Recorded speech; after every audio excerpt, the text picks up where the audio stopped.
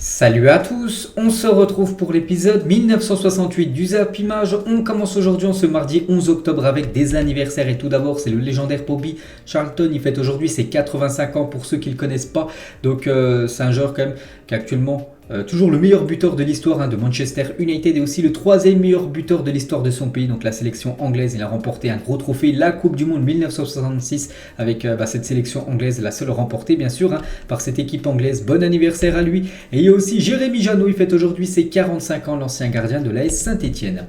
On va parler maintenant de ce qui s'est passé hier soir dans les gros championnats européens. Quelques matchs. Tout d'abord, Nottingham Forest contre l'équipe de Aston Villa. Score final 1 partout. Denis et Ashley Young buteur. Donc 2 buts inscrits dans la première période. Donc on peut voir les statistiques du match. Donc Nottingham Forest, n'oubliez pas, ils ont investi plus de 150 millions d'euros sur le dernier mercato. Ils sont toujours avant-dernier parce qu'ils ont pris un point. Ils dépassent Leicester. Mais bon, ils mettent surtout fin à cette mauvaise série parce qu'ils enchaînaient défaite sur défaite. Ils restaient sur 5 défaites d'affilée. Et enfin, un point pris, donc un point contre l'équipe de Aston Villa. Et du coup, Nottingham Forest n'est plus dernier, soit avant-dernier, donc 5 points. Donc ils ont fait une victoire, c'était lors de la première journée, et 2 matchs nuls. Donc Leicester en grand danger, seulement 4 points pour Leicester après 9 matchs. C'est la crise actuellement du côté de ce club. Du côté de l'Italie, il y avait un match, belle affiche. Fiorentina contre la Lazio, et c'est la Lazio de Rome qui s'est imposé 4-0 quand même du côté de la Fiorentina. Vecino, Zaccagni, Luis Alberto et Ciro Immobile buteur. On peut voir les stats de la partie. Pourtant la Fiorentina c'est plus de 24 tirs mais aucun but, alors que la Lazio c'est 10 tirs, 4 buts. Donc voilà, ils ont été beaucoup plus efficaces que cette équipe de la Fiorentina. Et concernant Ciro Immobile qui a inscrit le dernier but du match hier, donc il a inscrit son 188e but en Serie A et il rejoint le légendaire Del Piero. Donc Del Piero était mon idole, avoir atteint le même nombre de buts que lui est incroyable, parce que Del Piero en Serie A est à 188 buts, donc le même niveau maintenant que Ciro Immobile. Et le classement, donc la Lazio avec sa magnifique victoire monte sur le podium. Ils sont 3e de cette Serie A. Il y avait aussi un match en Liga, c'est l'équipe de Elche contre Mallorca, un score final 1 partout entre ces deux équipes. On peut voir les stats de la partie, on peut voir aussi le classement toujours dominé par le Barça et le Real Madrid avant le Classico dimanche prochain. Et on revient en France, il y avait aussi une affiche en Ligue 2 hier, Sochaux contre l'équipe de l'AS Saint-Étienne, et c'est Sochaux qui s'est imposé 2-1. On peut voir tous les buteurs de la partie, on peut voir les stats du match aussi. Donc Saint-Étienne a plus tiré, plus de 16 tirs mais seulement 1 but, alors que Sochaux c'est seulement 7 tirs, 2 buts. Donc voilà, c'est l'équipe la plus efficace bien sûr qui gagne le match tout le temps. Et entame de période réussie par Sochaux face à Saint-Étienne ce soir. Donc 3e minute déjà 1-0 et 3e minute en seconde période 2-0. Et après ils ont pris un but, 2-1 le score final. Et Sochaux a remporté ses 4 derniers matchs à domicile en Ligue 2, sa meilleure série depuis octobre-novembre 2017. Donc voilà, ça se place plutôt bien à Bonal pour cette équipe de Sochaux. Et Sochaux a déjà marqué 20 buts après 11 matchs de Ligue 2 cette saison, ne faisant mieux qu'en 2001 sous la poule unique. À ce stade d'un exercice, vous avez réalisé 21 buts à l'époque, cette équipe de Sochaux qui marque beaucoup cette saison. Et Jean-Philippe Crasso, de nouveau buteur avec l'AS Saint-Étienne face à Sochaux. Donc il a été buteur, c'est lui qui a inscrit le but de l'espoir, mais bon, Saint-Étienne n'a pas réussi à revenir au score. Et on peut voir qu'il est actuellement le meilleur buteur du championnat de Ligue 2 avec 8 buts. Il a pris un carton rouge en fin de match, donc il sera suspendu pour le ou les prochains matchs de l'AS Saint-Étienne. Et Saint-Étienne cette saison avec les cartons rouges, c'est une histoire d'amour. 11 matchs et déjà 7 cartons rouges pris par cette équipe des Verts. Et l'AS Saint-Étienne est actuellement 18e du classement. N'oubliez pas qu'en Ligue 2 comme en Ligue 1, c'est les 4 derniers qui descendent dans la division inférieure. Et actuellement Saint-Étienne, ils sont 18e, ils descendraient. Mais pas que Saint-Étienne a commencé avec moins 3 points. Donc ça leur ajoute, ils ont 8 points, ça leur ajoute 3 points plus. Ça leur ferait 11 points, donc ils seraient 15e au mieux. Cette équipe de Saint-Étienne qui ferait un début de saison, ils font un début de saison catastrophique en Ligue 2. On va parler maintenant de la Champions League. Ce soir, c'est la Ligue des Champions, 4e journée de la Champions League. Voilà toutes les affiches du jour. À 18h45, 2 affiches. Et à 21h, il y a bien sûr l'AC Milan contre Chelsea. Il y a le Real Madrid qui a défié l'équipe du Shakhtar en Pologne, parce que bien sûr ce match ne peut pas se dérouler en Ukraine. Et le Paris Saint-Germain contre le Benfica. On va parler de cette rencontre, ça fait la une du journal Équipe aujourd'hui, un match pivot. Pourquoi ce mot pivot? Par rapport à l'hashtag pivot gang que Kylian Mbappé avait mis il y a quelques jours à la fin du match. contre Reims qui n'aime pas jouer en tant que pivot en attaque. Voilà, c'est pour ça que l'équipe a joué avec ce jeu de mots en gros. Même s'il s'en est à nouveau plein après le nul à Reims, voilà, par rapport à ce système de pivot, Mbappé devrait opérer à la pointe de l'attaque parisienne en pivot. Face à Benfica, une rencontre cruciale pour la première place du groupe. Actuellement, les deux équipes sont à 7 points. Les deux sont ex-aequo, donc voilà, s'il y a un vainqueur ce soir, donc il prendra un sacré ascendant pour se qualifier, même pour terminer en première place de ce groupe. Et le gros coup dur pour le PSG, c'est que Léo Messi est forfait pour la rencontre de Ligue des Champions ce soir face au Benfica. L'Argentin est touché au mollet, le staff du PSG ne veut pas prendre de risques, donc voilà, il n'est pas là ce soir. Léo Messi, on sait que c'est un gros coup dur pour le PSG parce que depuis quelques semaines il est rayonnant, Léo Messi, donc il n'est pas là ce soir et c'est même pas sûr qu'il soit là contre l'équipe de Marseille. Un Galtier sur Léo Messi et le classique dimanche, sa présence face à l'OM, on verra son évolution cette semaine, mais il est fort probable qu'il soit présent. Bon, il dit qu'il est fort probable qu'il soit présent, il avait dit la même chose à la fin du match contre Reims, voilà, qu'il va être présent contre le Benfica, du coup il n'est pas présent, donc bon rétablissement à Léo Messi, blessé. Toujours sur Christophe Galtier sur Kylian Mbappé, pour tout vous dire, il ne devait pas jouer à Reims car il était malade, Messi était forfait et Neymar était incertain pour des raisons musculaires. Kylian a joué malade, fatigué, donc voilà, s'il serait revenu en arrière, il n'aurait pas fait jouer Kylian Mbappé, malade contre l'équipe de Reims, mais ce soir il est bien présent. Mbappé devrait bien sûr commencer titulaire. Galtier, les gars, il a dit: nous avons discuté avec le président et Campos pour avoir un attaquant de référence en 4-4-2 ou 3-5-2, ça aurait permis à Kylian d'évoluer dans sa zone qu'il préfère. Ce joueur n'est pas arrivé, c'est pour ça que Mbappé doit occuper en gros ce poste de pivot. Mais voilà, le PSG, c'est qu'il avait promis à Kylian Mbappé qu'il y aurait eu un gros numéro 9 qui devait arriver lors du dernier mercato, ça s'est pas fait, c'est pour ça que Mbappé doit occuper à ce poste qui n'est pas occupé, à ce poste de pivot en tant que neuf. Toujours avec Kylian Mbappé, Emmanuel Petit, les gars. Sur Kylian, il agace tout le monde aujourd'hui, il en fait une affaire personnelle constamment, il se met au-dessus de l'institution par rapport qui s'est plaint, qui joue un poste où il n'aime pas jouer, donc voilà ce que peut dire Emmanuel Petit, les mots forts sur Kylian Mbappé. Et on peut voir la compo probable du PSG ce soir face au Benfica, donc on peut voir par exemple que Ramos, malgré les cartons rouges qu'il a pris, c'est en championnat, là c'est la Ligue des Champions, donc il n'est pas suspendu, il sera présent avec Marquinhos, Pereira en défense, Danilo, Hakimi et Bernat en piston, Vitinha, Verratti en milieu de terrain, Sarabia devrait remplacer Messi avec Mbappé et Neymar en attaque. Et le PSG, les gars, est l'équipe qui court le moins en Ligue des Champions cette saison. Ça, c'est pas trop une bonne nouvelle pour le Paris Saint-Germain, parce que l'objectif du club, on sait, c'est remporter la Ligue des Champions. Et sur les 32 équipes engagées en Ligue des Champions, c'est l'équipe qui court le moins. Donc les Parisiens ont parcouru plus de 104 km en moyenne à cette saison en LDC, mais c'est la plus faible distance parmi toutes les équipes engagées en Champions League.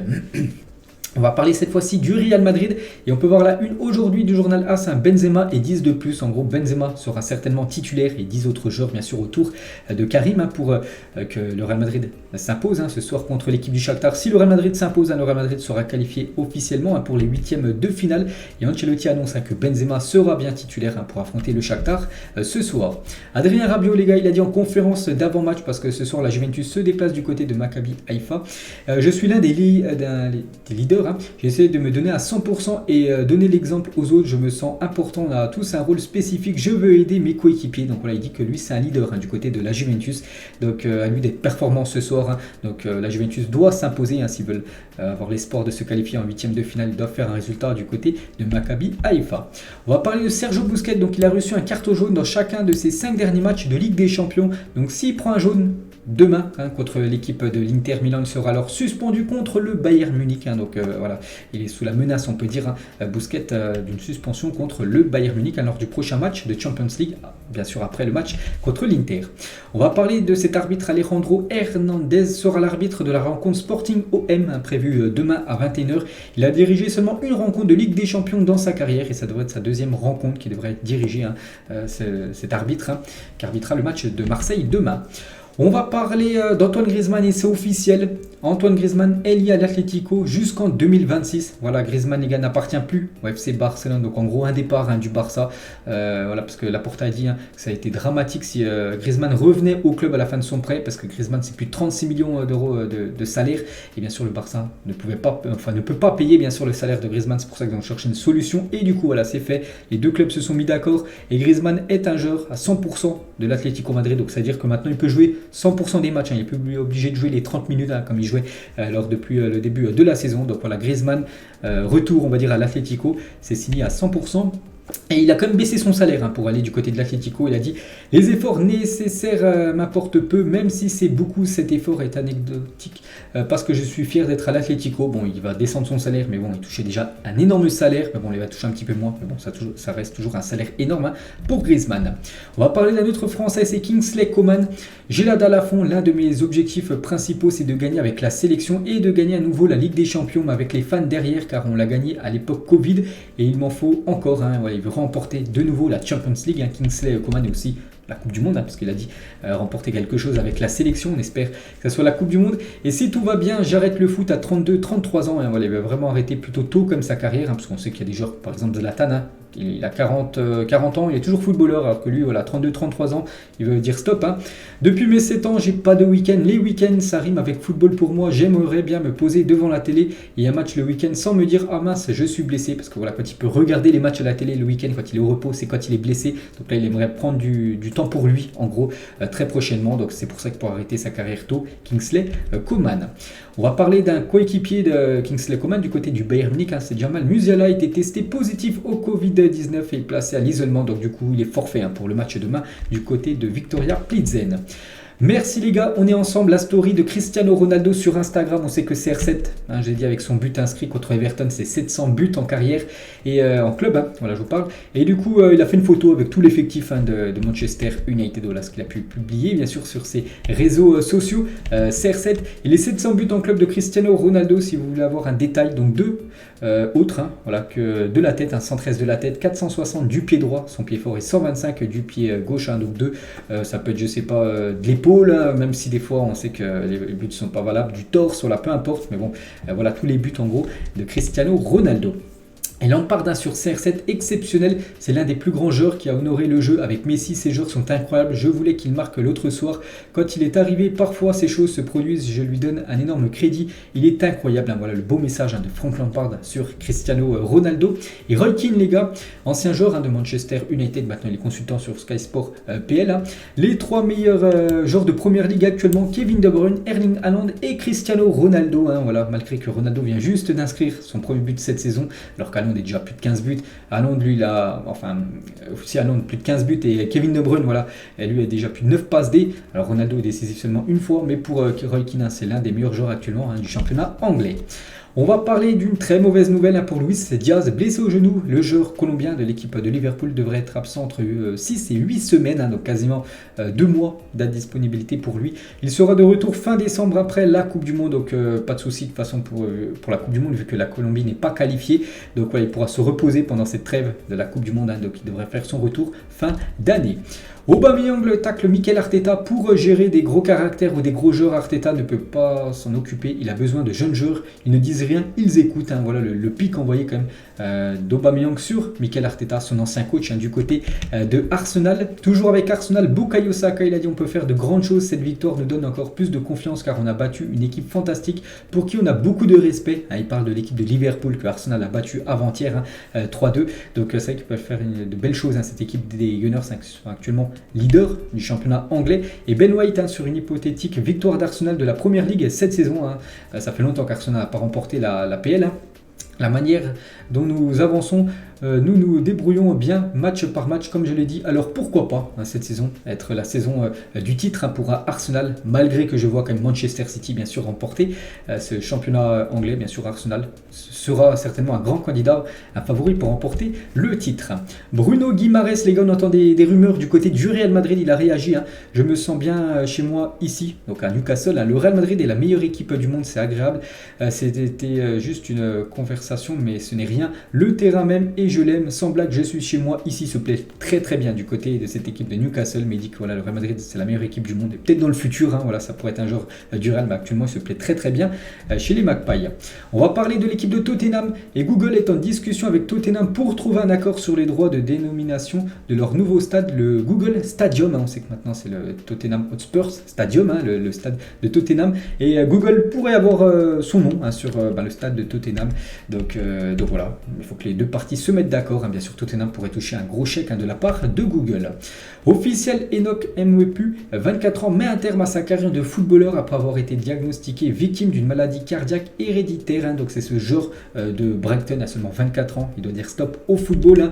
Donc il a mis un long message bien sûr sur ses réseaux sociaux.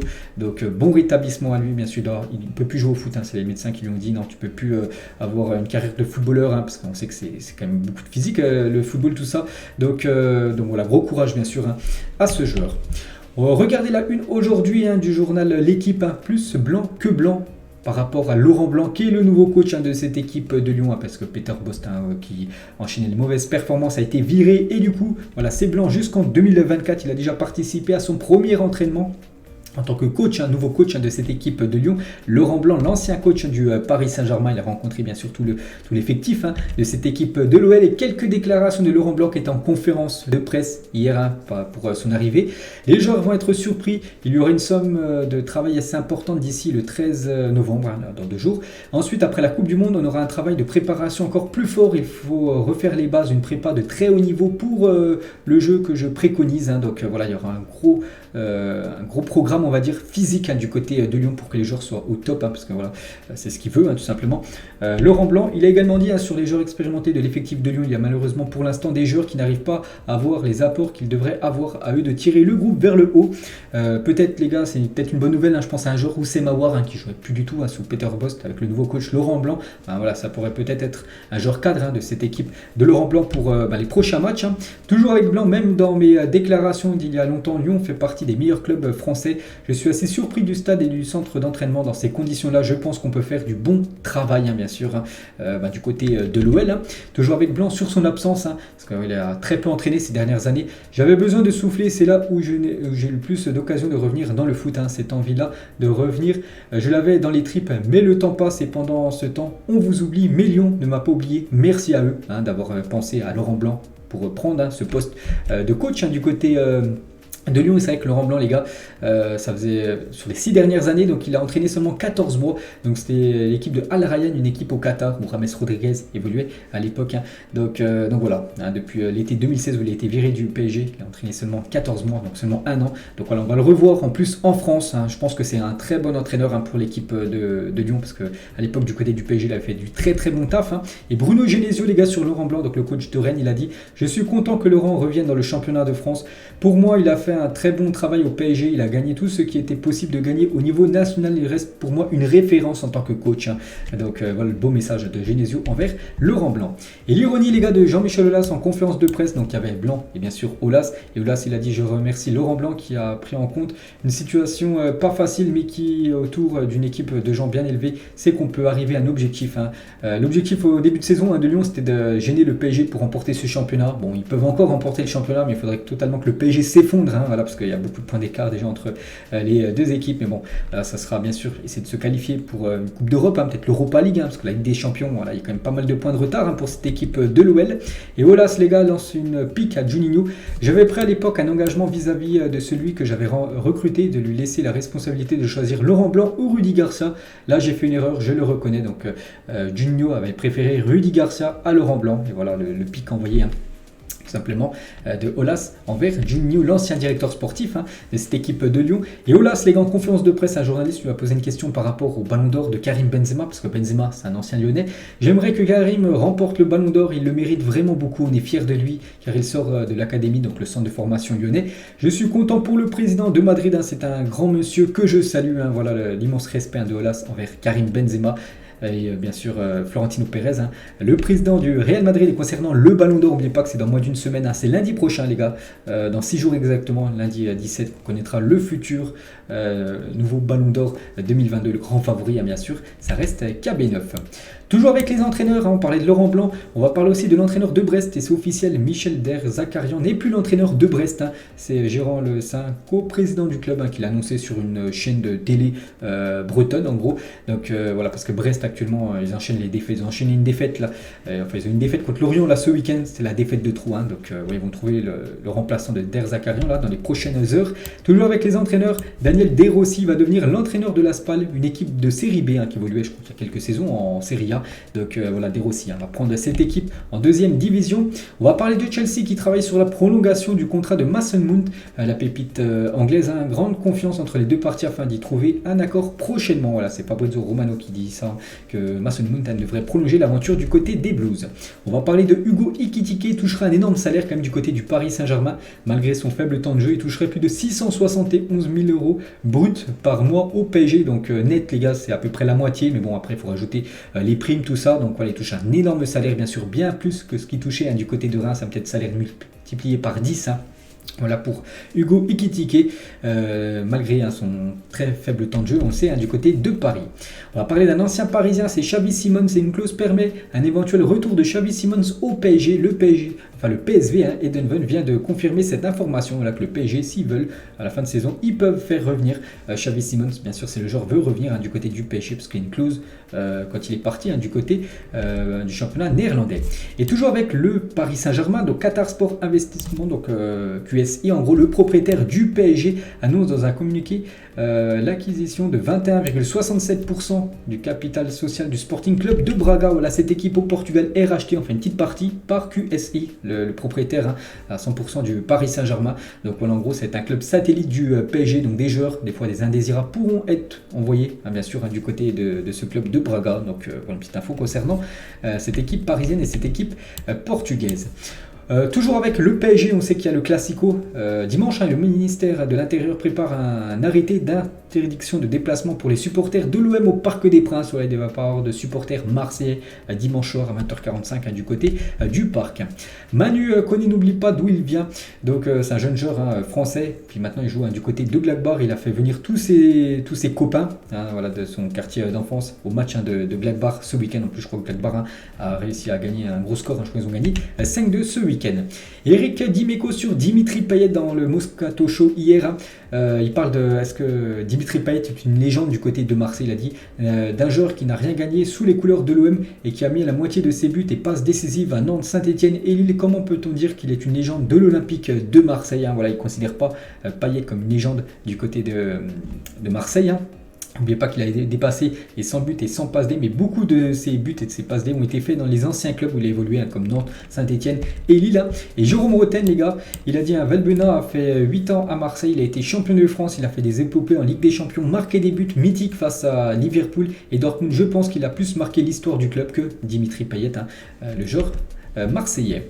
On va parler de Jamel Belmadi, le sélectionneur algérien, et la Fédération algérienne de football dénonce dans un communiqué certains journalistes ayant pris des photos à l'insu du sélectionneur algérien lors du tirage au sort du championnat d'Afrique des Nations le 1er octobre dernier. Voilà le communiqué officiel de la part de la sélection algérienne. On va parler de Xavi, les gars, parce que le Barça joue demain soir un match très important et un autre match très important dimanche en plein milieu de l'après-midi contre le Real Madrid, et le Classico est imprévisible. L'année dernière, nous étions arrivés en très mauvaise posture et ça s'est terminé par un 0-4. C'est que le Barça avait écrasé le Real chez eux 4-0. Nous allons essayer de gagner et de montrer notre personnalité comme nous l'avons fait l'année dernière. Donc voilà ce que dit Xavi, bien sûr, par rapport à ce Classico dimanche après-midi. Et toujours avec Xavi et le Barça. Donc le Barça peut compter sur peut-être le meilleur gardien actuellement au monde, c'est Ter Stegen. Et Ter Stegen a arrêté 19 des 20 tirs concédés par le FC Barcelone cette saison en Liga, ce qui fait 95% de frappes arrêtées. Personne ne fait mieux dans les 5 grands championnats européens. Mentalité allemande, bien sûr, pour Ter Stegen. Donc le Barça, n'oubliez pas, après 8 matchs de Liga, c'est seulement un but pris. C'était contre le Real Sociedad où ils avaient gagné le match à 4-1, mais ils avaient pris un but. Sinon, tous les autres matchs, des clean sheets. Donc incroyable, bien sûr, cette saison, la défense blaugrana. Andrés Iniesta, il a dit: je vais continuer encore un an au Japon et après on verra, j'aimerais retourner à Barcelone qui est ma maison, mais je ne sais toujours pas quel poste, entraîneur, directeur sportif ou autre. Donc voilà, il devrait encore faire petite saison du côté de Vissel Kobe, puis après, soit il prendra sa retraite ou peut-être pour encore continuer à jouer au foot, mais il aimerait revenir dans le futur du côté du Barça. Marco van Basten sur Neymar. Marco van Basten, il a remporté, je crois, plusieurs ballons d'or dans sa carrière, si je ne me trompe pas. Et il parle de Neymar. Neymar est un vrai bébé qui pleure et provoque constamment. Il commet une faute sur quelqu'un et ensuite il joue la victime. J'applaudirais si quelqu'un s'occupait réellement de lui. C'est une personne désagréable. Donc voilà, c'est quand même des mots quand même forts et surtout abusés quand même. Voilà, c'est ce qu'il met. J'applaudirais si quelqu'un s'occupait réellement de lui. En gros, si quelqu'un faisait une grosse faute sur Neymar pour qu'il soit blessé. Donc ça, c'est pas très cool quand même de la part de Marco van Basten sur Neymar. Cette saison, on va parler d'un autre Brésilien, c'est Gabriel Jesus, est le seul joueur des 5 grands championnats européens qui combine plus de 10. Donc tir cadré, occasion créée, tacle effectué, dribble réussi et duel aérien gagné. Bien sûr, un joueur polyvalent, un joueur très complet, l'attaquant des Gunners. Regardez le calendrier à venir des matchs de l'équipe de France dès 2023, donc après la Coupe du Monde. Donc on espère que le dernier match de l'équipe de France, ça sera au mois de décembre. Je crois que c'est 18 décembre à peu près la finale de la Coupe du Monde, serait magnifique. Et 2023, le programme, donc le premier match de l'équipe de France, après peut-être une finale de la Coupe du Monde, bien sûr, c'est ce qu'on espère. Donc le premier match l'année prochaine, ça sera France-Pays-Bas, qualif de l'Euro 2024. Donc là, ça commence directement la plus grosse affiche du groupe. Ensuite, il y aura un Irlande-France, un Gibraltar-France, ensuite un France-Grèce prévu le 19 juin 2023. Et après, match retour, il y a le France-Irlande, Pays-Bas-France, 13 octobre, France-Gibraltar et Grèce-France le 21 novembre 2023, là, dans à peu près plus d'un an. Et on connaîtra bien sûr si la France est qualifiée pour jouer cet Euro 2024. Et les 10 villes, n'oubliez pas de l'Euro 2024, enfin je ne sais pas si vous le savez. Donc ça se déroule en Allemagne, donc il y aura Berlin, Cologne, Munich, Francfort, Hambourg, Düsseldorf, Stuttgart, Gelsenkirchen, Leipzig et Dortmund. Voilà à peu près où c'est. Donc vers la frontière française, vers Strasbourg, il y a un stade. C'est Stuttgart, les gars, qui accueillera des matchs de l'Euro. Bon, je ne sais pas si la France, bien sûr, déjà il faut qu'il soit qualifié, mais jouera dans ce stade. On peut voir voilà, où se déroulera, bien sûr, en Allemagne. Toutes ces rencontres de l'Euro et toujours avec les grosses compétitions, cette fois-ci la Coupe du Monde. Au Brésil, McDonald's va proposer différentes recettes pour ses sandwichs et durant la Coupe du Monde, plusieurs pays seront mis à l'honneur. Donc il y aura le Mac Brésil, le Mac France, le Mac Argentine ou même le Mac Espagne. Donc voilà, le Mac Brésil en gros, ce sera un sandwich de McDo avec une saveur particulière, bien sûr, pour ceux qui prendront, on va dire, le sandwich brésilien, le Mac França, donc le Mac français, le Mac Qatar ou même le Mac des États-Unis. Donc, ça soit au Brésil, à voir bien sûr si ça va arriver en France. On revient en France et félicitations à cette équipe. Donc c'est le FC Coteau de Vignoble. Donc c'est une équipe de District 1 qui a éliminé pour la deuxième fois un club de National 3 en Coupe de France. Ils font une magnifique épopée à National 3. C'est quand même, je crois, 4 niveaux au-dessus. Par rapport à la D1, parce que je crois qu'il y a la R3, R2, R1, puis après N3, donc ils ont éliminé comme 2 fois une N3, donc 4 divisions au-dessus. Félicitations bien sûr à cette équipe, et toujours avec la Coupe de France, la S Nancy-Lorraine qui joue maintenant en National 1, s'est qualifié pour le prochain tour de la Coupe de France grâce à une victoire 17-0 face au Racing Nilvange, un club de D2 de District Moselin. Donc là il y a je ne sais pas combien de divisions d'écart, encore pire que l'info juste avant. C'est évidemment la plus large victoire de son histoire en match officiel pour Nancy, 17-0, c'est quasiment un but toutes les 3 minutes. Des clubs italiens et anglais suivent la pépite de Salzbourg, Okafor, auteur de 3 buts en Ligue des Champions cette saison. Voilà, c'est un joueur qui a de grandes chances de quitter le championnat autrichien pour aller dans un top club l'été prochain. Et il pourrait peut-être aller en Italie ou en Angleterre. On va parler de Erling Haaland. Donc Haaland, les gars, but ou passe décisive. C'est toutes les 42 minutes à peu près que Haaland est décisif en première ligue. Il fait mieux que Firmino, 52 minutes de jouer. 52 minutes, il est décisif Firmino, mais bon, il a joué moins. Voilà, donc c'est pour ça que c'est un peu, son ratio est bien. Anthony, 79 minutes au Daka ou même Harry Kane décisif, on va dire, à chaque match. Et toujours avec Haaland, les gars. Donc l'équipe de Manchester City joue ce soir à 18h45 du côté de Copenhague. Au Danemark, quelques photos là, des joueurs de City du côté de Copenhague. Donc là, c'était quand ils sont arrivés au centre d'entraînement de City pour prendre l'avion en direction le Danemark. On peut voir bien sûr Haaland, on peut voir Riyad Mahrez, Jack Grealish ou même Akanji, l'ancien défenseur du Borussia Dortmund. Et hier à l'entraînement du côté de Copenhague, ils ont fait un petit entraînement bien sûr. Donc voilà quelques photos bien sûr des joueurs de Manchester City qui vont certainement s'imposer cet après-midi du côté de Copenhague. On va parler de Brice Parinet, donc c'est un 4e arbitre qui officie en Ligue 1. Il est également prof d'histoire géo dans un collège aux Yvelines, hein, entre deux cours Brice-Parinel, a même créé une classe arbitre avec des élèves de 4e dans lequel il enseigne les règles, le respect et l'équité. Donc une petite info concernant cet arbitre français. Une déclaration de Hugminson à propos du calendrier très chargé. On sait qu'il y a quasiment des matchs tous les 3 jours. Hein, pour être honnête, c'est difficile de voyager et de ne pas être à la maison. Mais on est né pour ça, on adore ça et on devrait en profiter. Donc lui, voilà. Ça le dérange pas, mais bon, on sait qu'il y a des joueurs hein, voilà, qui rouspètent en gros, qui sont pas contents tout simplement de jouer tous les 3 jours. Mais bon, voilà, vu les salaires qui se font, jouer au football en plus, hein, donc moi je serais un peu comme Minson, hein, bien sûr, je serais très content de jouer très régulièrement. Depuis son retour en Serie A, donc en 2007-2008, hein, la Juventus n'avait jamais compté 10 points de retard sur le leader après 9 journées. Hein, donc voilà, pour vous montrer le début de saison quand même catastrophique hein, de cette équipe de la Juventus dans le championnat italien. Des nouvelles de Youssef Bellali, on sait qu'il a résilié son contrat, c'était à peu près 2 semaines avec l'équipe de Brest et l'AC Ajaccio a pris des renseignements sur le joueur algérien qui a résilié son contrat avec Brest. Le joueur souhaiterait rester en Europe, voilà. Peut-être qu'il a quitté Brest qui est je crois dernier du championnat pour aller du côté de Ajaccio qui est avant-dernier du championnat. Enfin c'est Ajaccio qui aimerait l'avoir, hein, s'il va signer ici ou un autre club. Hein. Donc pour l'instant il est sans contrat, Youssef Bellali. La masterclass de José Mourinho l'a dit, j'ai eu des capitaines qui n'étaient pas des leaders. Aujourd'hui, tout est question d'image et de look. Et les gens donnent plus d'importance aux joueurs qui brillent par leur look qui se chargent du travail de fond. Donc voilà ce que dit hein, tout simplement José Mourinho par rapport au look, tout ça. Je sais pas, voilà, des joueurs qui sont un petit peu beaux gosses, tout ça. Donc voilà, les gens vont plus regarder ces joueurs-là, alors qu'il y a des joueurs qui font du travail de fond, en gros, des joueurs un petit peu sous-cotés, on parle beaucoup moins. Donc voilà en gros ce que peut dire hein, José Mourinho. L'influenceur brésilien Luva de Pedreiro participera à la cérémonie du Ballon d'Or le 17 octobre prochain. Donc il sera présent, c'est peut-être lui qui donnera le Ballon d'Or, on espère, à Karim Benzema. Donc voilà, c'est un TikToker très célèbre. Très mauvaise nouvelle là pour l'équipe de France, hein, c'est N'Golo Kanté, il revenait de blessure, éloigné des terrains depuis 2 mois. N'Golo Kanté a rechuté, annonce Graham Potter, donc le coach hein, de Chelsea.